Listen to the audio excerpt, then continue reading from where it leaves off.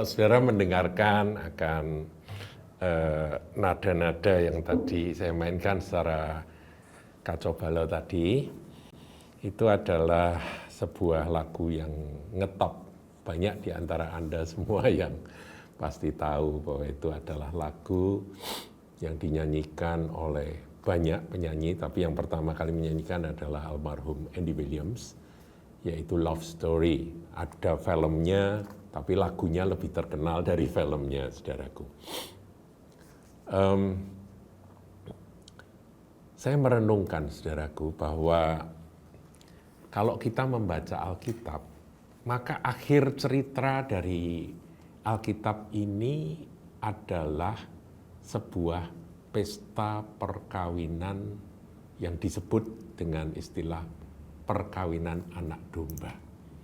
Nah, saudaraku, kalau puncak atau akhir dari kisah Alkitab ini adalah perkawinan, sebuah pesta nikah, pesta perkawinan, pasti tema dari cerita Alkitab ini adalah cinta.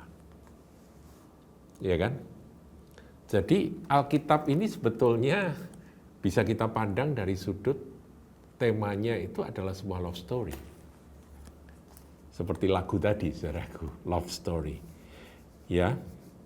Coba kita lihat dalam Kidung Agung 2 ayat 4. Telah dibawanya aku ke rumah pesta, dan panjinya di atasku adalah cinta.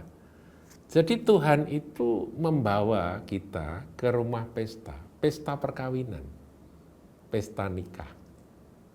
Seperti seorang mempelai wanita yang berjalan menuju ke sebuah pesta pernikahan di mana dia bertemu dengan mempelai pria.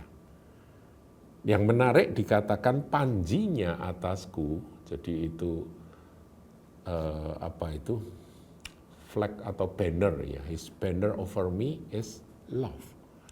Jadi panji-panji yang terus menyertai dan berkibar di atas mempelai wanita ini adalah kasih.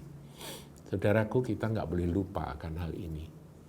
Selain kita ini adalah hamba, kita pekerja, kita domba, ya, kita ini apalagi domba gembalaan Tuhan, kita ini prajurit, ya, Yesus Kristus adalah panglima kita. Selain itu, ada satu kebenaran yang kita nggak boleh lupa, bahwa kita ini sedang berjalan menuju puncak dari akhir kisah kehidupan manusia di atas muka bumi ini. Adalah sebuah perayaan besar, pesta pernikahan anak domba yang digelar oleh Bapa Surgawi, di mana Yesus Kristus yang sudah bangkit itu, dia adalah mempelai pria, dia sang kepala yang akan menyatu dengan gereja, umat tebusan, saudara dan saya yang percaya dan menjadi milik kepunyaannya. Kita akan menyatu dengan dia selama-lamanya. Itu digambarkan oleh Rasul Paulus di dalam peristiwa pengangkatan atau yang dikenal dengan istilah rapture, saudaraku, di mana pada waktunya nanti kita semua akan diubahkan. Kita tidak lagi mengenakan akan tubuh daging yang membatasi kerinduan roh kita. Kita akan mengenakan tubuh yang baru, kita diubahkan, yang mati dalam Kristus akan dibangkitkan, dan kita yang masih hidup diubahkan, dan kita akan diangkat. Dan kita akan bertemu dengan Tuhan di angkasa, di udara, dan kita akan bersama-sama dengan Tuhan Yesus selama-lamanya. Itu ada di dalam 1 Tesalonika 4, sudah bisa baca sendiri. Saya sudah sering kali sampaikan akan hal ini. Jadi ada pertemuan, ada satu puncak dari seluruh kisah iman anak-anak Tuhan, yaitu kita menyatu dengan Kristus dan tak terpisahkan lagi selama-lamanya. Nah, saudaraku, mari kita sekarang merenungkan betapa perjalanan kita ini seharusnya adalah perjalanan kisah cinta. Makanya kalau kita sudah kehilangan kasih mula-mula ditegur sama Tuhan. Belum apa-apa kok sudah luntur kasihnya begitu ya. Kalau terlalu memikirkan akan hal-hal yang sementara, ditegur oleh Roh Kudus. Tertuju pada harta, ditegur oleh Roh Kudus. Tertuju pada kesenangan-kesenangan yang sementara, ditegur oleh Roh Kudus. Siapa yang bisa menikmati segala sesuatu di luar Dia? Semua harus kita lakukan di dalam Tuhan, di dalam Kristus. Segala yang kita lakukan harus di dalam Tuhan, Tuhan Yesus, saudaraku ya, dalam Kristus, in Christ. Susah ataupun senang, apa saja yang kita lakukan. Jadi kita ini baik dalam kondisi susah, kondisi senang, kita tahu bahwa panjinya yang berkibar atas kita, yang adalah kasih itu tidak pernah berhenti menuntun kita. Saudaraku, jadi ayat tadi ya saudaraku, telah dibawanya aku ke rumah pesta dan panjinya di atasku adalah cinta, Kidung 2 ayat yang keempat tadi, itu merupakan tema perjalanan rohani dari gereja Tuhan. Saya catat di sini, kita ini sedang menuju pada hari pernikahan anak domba atau hari pernikahan, pertemuan kita dengan Yesus Kristus Tuhan, Juru Selamat kita mempelai pria. Saudara, Rasul Paulus itu pernah sedikit jengkel, saudara ya, dengan jemaat Korintus. Kita tahu jemaat Korintus adalah jemaat yang bermasalah. Tapi itu gereja, saudaraku ya, gereja, tapi ada banyak masalah di sana. Coba kita lihat 2 Korintus 11 ayat 2. Sebab aku cemburu kepada kamu dengan cemburu ilahi, karena aku telah mempertunangkan kamu kepada satu laki-laki untuk membawa kamu sebagai perawan suci kepada Kristus. Tetapi aku takut kalau pikiran kamu disesatkan dari kesetiaan. Jadi sebagai mempelai wanita ini, kita ini harus benar-benar memikirkan bagaimana kita tetap setia kepada Dia. Kesetiaan kamu yang sejati kepada Kristus, itu penting sekali, saudaraku. Sama seperti Hawa diperdayakan oleh ular itu dengan kelicikannya. Ada iblis yang mencoba untuk mempengaruhi dengan ajaran sesat, ajaran menyimpang, ajaran bidat, dengan ajaran universalisme, ajaran Arianisme, ajaran-ajaran bidat yang begitu merajalela hari-hari ini. Saudara, kita harus mengenal akan kekasih kita, Tuhan kita, Juru Selamat kita, Yesus secara pribadi, melalui firman dan roh dan tuntunan dari gereja hamba-hamba Tuhan yang melayani di gereja. Nah, saudaraku, tema cinta ini, kalau kita perhatikan, saudara, itu sudah ada sejak Perjanjian Lama. Saya ingin angkat satu kisah, sebab ada banyak ya, nanti lain waktu kita akan bicara tentang kisah-kisah cinta yang lain ya dalam Alkitab. Yaitu tentang Ribkah ya, dalam Kejadian 24, coba kita lihat saudara, Kejadian 24.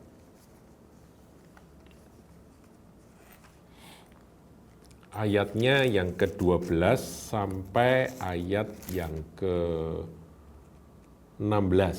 Wah, panjang ini, saudara. Ini tentang Eliezer yang diutus oleh Abraham untuk mencarikan jodoh bagi Ishak, anak tunggalnya itu. Lalu berkatalah ia di sini adalah Eliezer, Tuhan Allah tuanku Abraham, buatlah kiranya tercapai tujuanku pada hari ini. Tunjukkanlah kasih setiamu kepada tuanku Abraham. Jadi Eliezer ini sungguh-sungguh ya. Dia ingin sampai nanti apa yang dia lakukan, apa yang dia kerjakan sebagai utusan dari Bapak Abraham itu benar-benar tercapai. Ayat 13, di sini aku berdiri dekat mata air, dan anak-anak perempuan penduduk kota ini datang keluar untuk menimba air. Itu kota Nahor ya, di Aram Mesopotamia.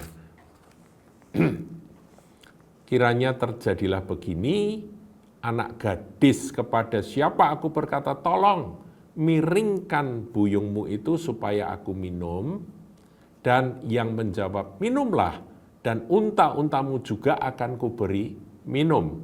Dialah kiranya yang kau tentukan, ini kaunya itu huruf besar Tuhan ya, yang Tuhan tentukan bagi hambamu Ishak. Maka dengan begitu akan ku ketahui bahwa engkau telah menunjukkan kasih setiamu kepada tuanku itu. Ini adalah doa dari Eliezer, saudaraku. Nah, sebelum ia selesai berkata, jadi doanya itu baru diakhiri begitu ya. Maka datanglah Ribkah yang lahir bagi Betuel, anak laki-laki Milka, istri Nahor, saudara Abraham. Buyungnya dibawanya di atas bahunya. Jadi ada seorang gadis bawa buyung di atas bahunya ke perigi tersebut. Ayat 16, perhatikan. Anak gadis itu sangat cantik parasnya, satu ya. Dua, seorang perawan belum pernah bersetubuh dengan laki-laki. Ia turun ke mata air itu dan mengisi buyungnya lalu kembali naik. Ayat 17, ya kita lanjut ya. Kemudian berlarilah hamba itu mendapatkannya serta berkata, tolong beri aku minum air sedikit dari buyungmu. Itu ya, dia seperti doanya tadi, dia praktek gitu ya. Ayat 18 jawabnya, minumlah Tuhan. Maka segeralah diturunkan buyungnya itu ke tangannya serta diberinya dia minum. Setelah ia selesai memberi hamba itu minum, berkatalah ia, baiklah, untuk unta-untamu juga kutimba air sampai semuanya puas minum. Udah, doanya terjawab, saudaraku. Dan kita tahu kisah berikutnya, memang Ribkah ini akhirnya menjadi istri dari, dibawa oleh Eliezer, dihantar pulang sampai ketemu dengan Ishak. Dan menjadi istri dicintai seumur hidupnya Ishak. Ini adalah bayang-bayang dari Kristus yang mencari akan pasangan abadi buat dia. Ya, yang mencarikan adalah Bapaknya, Bapak di surga ya. Jadi saudaraku, apa yang tercatat di dalam cerita kisah Ishak, Ribkah, ada Abraham, kemudian ada Eliezer, ini gambaran, bayang-bayang. Dan Eliezer itu merepresentasikan akan Roh Kudus, saudaraku ya. Nah, begini, saudara. Kita sekarang coba kupas ya, pelan-pelan. Kualifikasi ya, demikian kita tahu maksud Tuhan yang empunya rencana agung itu. Mari kita teliti ciri-ciri apa saja dari Ribkah, saudaraku. Tadi kita sudah baca ayat yang keberapa itu, ayat ke-16, sangat cantik parasnya, wow. So, sangat cantik parasnya, itu poin pertama dari ayat 16. Ini bicara tentang kecantikan rohani, saudara. Bicara tentang karakter gereja. Kemarin kita sudah bicara, saudaraku, sudah ditebus, sudah jadi orang percaya, tapi tetap ada baik, ada jahat. Kan ya, kita sudah belajar ya ini ya, berapa hari ini. Ini benar-benar kalau cantik itu nggak ada cacatnya. Dia cantik itu yang baik saja begitu. Dalam tingkah lakunya, perbuatannya, itu Ribkah ini benar-benar dikatakan cantik. Sangat bahkan. Ini bicara tentang karakter dari umat Tuhan. Kita ini sebagai mempelai Kristus, apakah cukup cantik, saudara? Tuhan tidak lihat cantikan itu dari yang lahiriah, enggak, saudaraku. Tapi kecantikan batiniah dari umat Tuhan, dari gereja Tuhan. Mungkin hebat gerejanya, tapi apakah cantik? Itu beda, saudaraku ya. Satu, cantik. Kedua, seorang perawan, ya. Poin itu, saudara, Kejadian 24 ayat 16 itu. Seorang perawan. yang belum pernah disentuh laki-laki. Artinya apa? Ia menjaga kekudusan dari segala pencemaran. Saudara, di dunia ini ada banyak pencemaran ya. Roh-roh jahat, permainan-permainan spiritisme dan sebagainya. Itu perzinahan rohani semua. Ilmu ini, ilmu itu. Gereja harusnya benar-benar suci dari semuanya itu. Bersih dari pencemaran rohani maupun jasmani, ya. Secara jasmani memang ya hidupnya semakin hari semakin dikuduskan. Itulah ciri dari mempelai Kristus. Seperti Ribkah ini, saudaraku. Ingat, kita ini dibawa ke rumah pesta, panjinya atas kita adalah cinta kasih. Jadi kita ini berjalan, panjinya atas kita adalah kasih.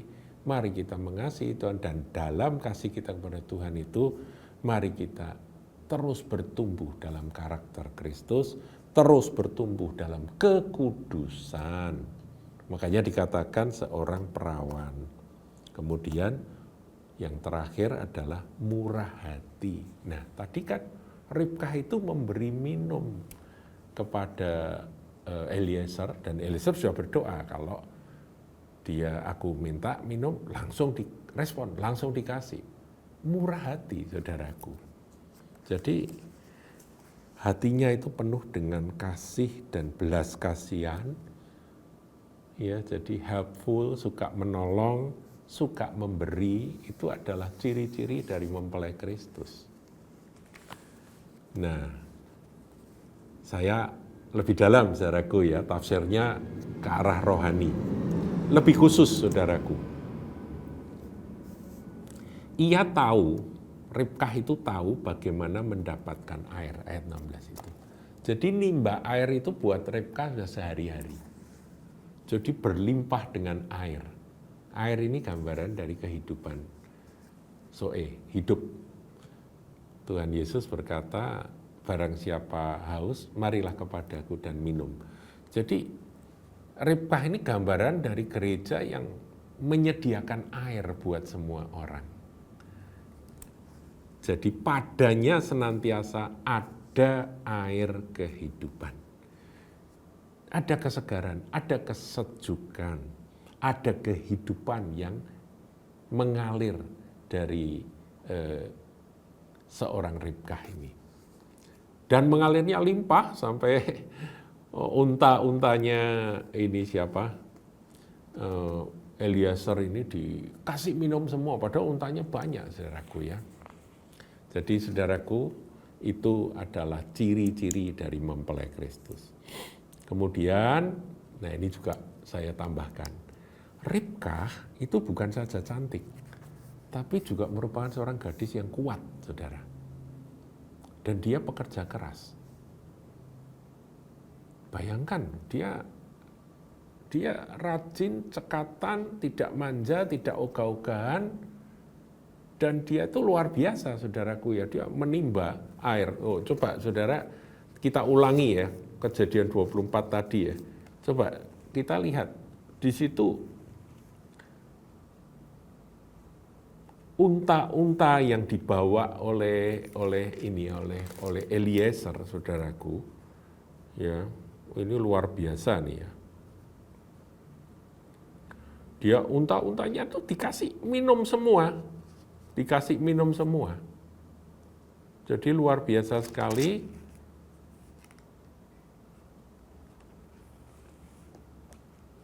Nah ini kita lihat.